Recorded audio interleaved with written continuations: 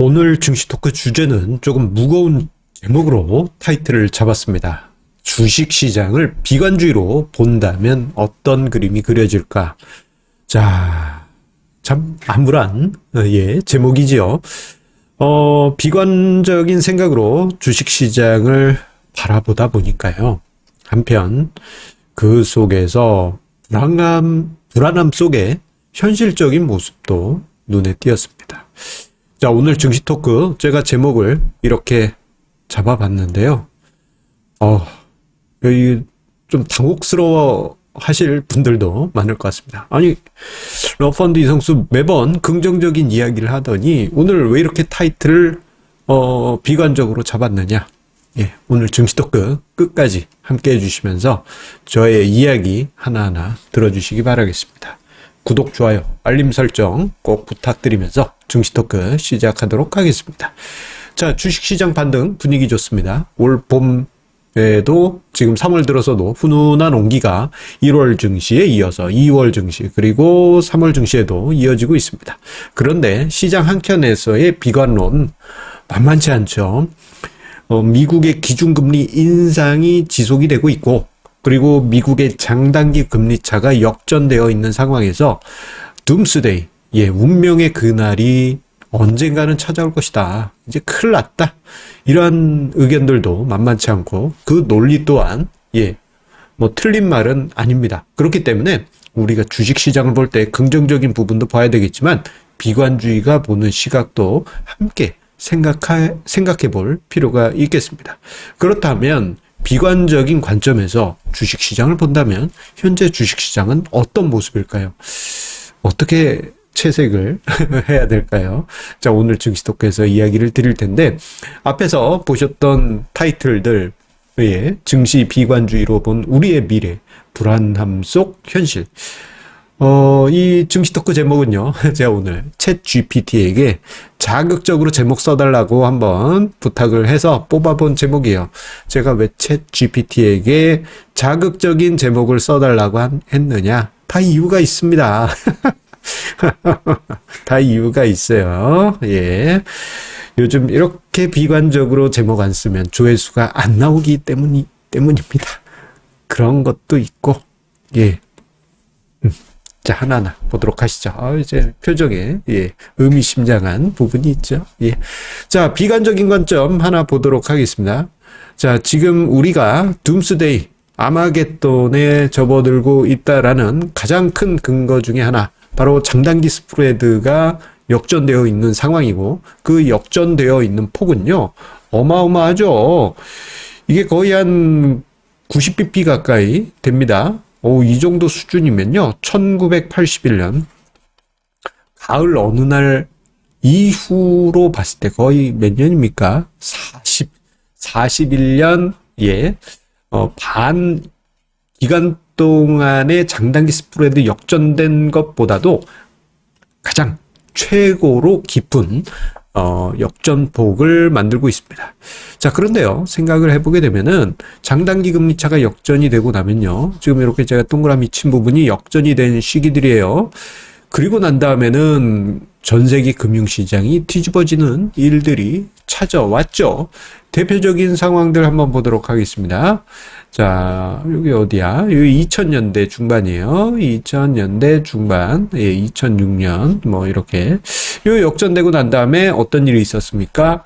무려 2년도 안 되는 짧은 시간 후에, 2008년 금융위기가 터지면서 전 세계 금융 시스템을 붕괴시켰죠.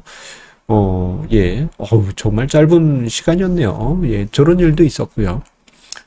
그리고 2019년 가을에 여기 살짝 톡 하고 찍고 역전이 됐어요. 이거 마치 느낌이 예전에 콕 하고 역전됐을 때의 그 모습은 지금 제가 그림으로 좀 비유를 했는데 디핑 소스에 톡 하고 찍는 정도, 그 정도로 탁 역전하고 2020년 팬데믹 쇼크가 왔죠. 그 이전으로 가면 2000년 IT 버블 붕괴, 그리고 그 이전으로 가면 80년대 후반에 역전된 후, 뭐, 일본 증시와 일본 금융 시스템, 일본 부동산 붕괴됐고, 우리나라도 90년대 초반에 힘든 시간을 겪게 됩니다. 자, 그런데 그것보다도 더 심각한 장단기 스프레드 역전이 지금 현재 발생되어 있는 상황이고, 예전에는 그냥, 디핑 소스에 통 하는 정도로 역전됐는데, 지금은 그냥, 고추장 독에, 뭐, 손을 쑥 하고 집어넣은 거 마냥, 쑥 들어갔잖아요. 자, 그러다 보니, 시장 한켠에서는, 야, 이번에 찾아오는 건 진짜 상상 이상이다. 이건 글로벌이 멸망하는, 전 세계가 멸망하는 수준의 무언가가 올지도 모른다. 그렇게, 생각하는 관점도, 분명 존재합니다. 뭐 관점이 틀린 거 아니에요. 왜냐하면 이제 관점이라고 하는 것은 언제든지 가질 수 있고 분석 방법에 따라서 다양한 시나리오들이 있고 미래는 어떻게 될지 모르기 때문이에요. 자, 그리고 또 다른 관점으로 보게 되면요. 지금 현재 채권 금리라든가 뭐 여러 가지 안전자산의 기대 수익률이 주식 시장의 기대 수익률보다 높아져 있는 여러 가지 정황들이 관찰이 되고 있죠. 대표적으로 뭐 배당 수익률을 비교를 해보게 되면요. 얼마 전까지만 하더라도 제로금리 수준으로 기준금리가 떨어져 있었고, 그리고 실제 예금금리도 진짜 이금융권 가야 2% 받던 그런 시절도 있었어요. 1년 예금금리가. 자, 그런데 그때 당시는 코스피 배당 수익률이 당연히 높았죠. 뭐 이건 우리나라뿐만 아니고 전 세계가 비슷했습니다. 그런데 최근에 보게 되면요.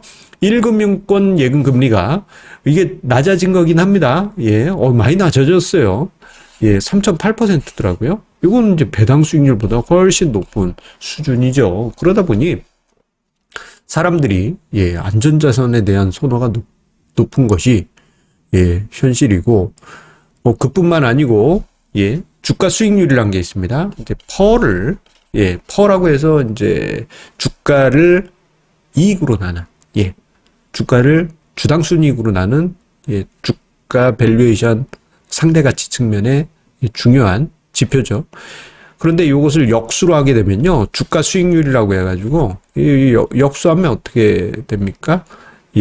이익을 주가로 나눈 거기 때문에 이건 이제 일종의 주가 수익률 개념이 됩니다. 근데 이 주가 수익률 개념이 최근에 미국 같은 경우 특정 채권 금리보다도 낮아졌다. 혹은 이게 어떤 그림이냐 하면은 금리는 이렇게 치솟는데 주가 수익률은 이렇게 하다가 역전되거나 아니면은 뭐 스프레드가 크게 줄어든 그런 상황이에요. 이런 일이 있고 나면은 심각한 상황이 꼭 벌어졌더라. 그러한 시각도 분명히 있습니다. 아찔한 2008년 금융위기 직전에도 이런 일이 있었다 하죠. 그리고 비관적인 관점 세 번째, 어떻게 보면 이게 가장 큰 이유일 수 있는데, 지금 다음번 FOMC 회의에서 기준금리 25bp 올리네, 50bp 올리네, 뭐 이런 얘기 있는데 25bp를 올리든 50bp를 올리든 미국의 기준금리는 5%대에 들어오게 됩니다. 자, 그런데요, 이 미국의 기준금리가 5%대에 들어오게 되면요, 그 후에 후유증이 꼭 찾아왔습니다. 지금 화면상에 1990년대 이후, 1990년대 이후 미국의 기준금리, 5%대를 넘어갔던 영역을 표시를 해보게 되면요, 그 후에 후유증이 꼭 찾아왔죠. 2006, 7, 8, 그 후에 2008년 금융위기, 2000년 IT 버블, 빵. 그리고 90년대 중반 내내 이러다가 뭐 아시아 외환위기 왔고, 90년대 초반에도 5% 이상의 기준금리 있다가 아시아권 증시, 우리나라 뭐 일본 등이 90년대 초반, 90한 1, 2, 3, 1, 2, 90, 91, 92까지 약세장이 이어졌습니다. 후유증이 언제나 있었고, 이번에도 또 넘어가게 되면 후유증이 또 있을 수 있겠네요. 지금 이 관점이 비관적인 시나리오에서 자주 언급되는 하나의 관점이라고 할 수 있겠습니다. 하나, 세 개 이야기 드렸는데 여기에 몇 개가 더 있겠죠. 자, 이렇게만 본다면 앞으로 주식시장은 정말 끔찍할 것 같아요. 그런데요, 우리가 한 가지 좀 생각을 좀 해보겠습니다. 뭐냐면은 일단 장단기 스프레드만 놓고 볼게요. 장단기 스프레드가 81년 가을 이후 지금 현재가 가장 크게 딥된 상태잖아요. 쭉 내려온 상태. 그런데 그 81년 이전에는 지금보다 더 쭉 하고 들어갔을 때요. 그러면 80년대 초반, 80년, 81년 증시는 완전히 작살이 나야죠. 와장창 하고. 그런데요, 제가 재밌는 부분이 좀 관찰이 됐습니다. 지금 화면상의 왼쪽은 80년 이후 코스피 지수고요. 그리고 오른쪽은 미국의 S&P 지수예요. 80년 초반 주가 지수 차트를 보실 때는요, 저는 대신증권 HTS에 있는 거 참고하고 있고요. 그리고 미국 같은 경우에는 야후 파이낸스, 야후 파이낸스. 여기 들어가시면은 옛날 자료부터 쭉 볼 수 있어요. 그런데 한국 코스피는요, 1980년대 6% 상승했고요. 미국은 20%나 상승했어요. 장단기 역전되면 이거여야 되는데 뭔가 좀 이상하죠?